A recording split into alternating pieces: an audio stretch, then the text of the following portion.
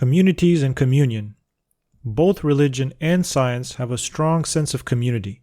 They are developed and transmitted over time by communities with a very clear definition of in versus out, and clear rituals for recording the crossing of that frontier, either for inclusion or exclusion.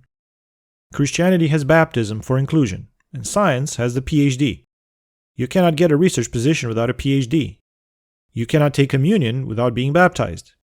This is a key part of the immune system, which is why baptism and PhD degrees are a matter of core dogma in both science and religion.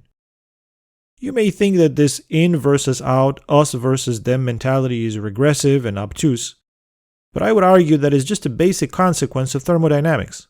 The second law of thermodynamics says disorder must increase, which means there is an overall tendency to decay and death, an overall tendency against structure or against the logos.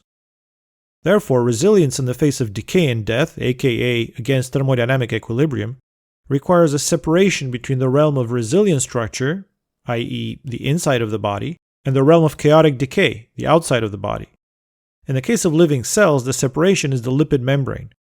The origin of life is a hotly disputed topic, but the common element between all proposed hypotheses is that there is some separation between locations of low entropy, with structured metabolism, and the outside world, and that at some point, either right from the start or at some later point, that separation became official via the use of lipid membranes.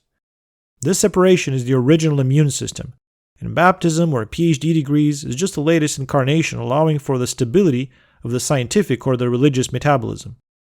And because both science and religion collect and persist information about the world, their metabolisms are basically the same.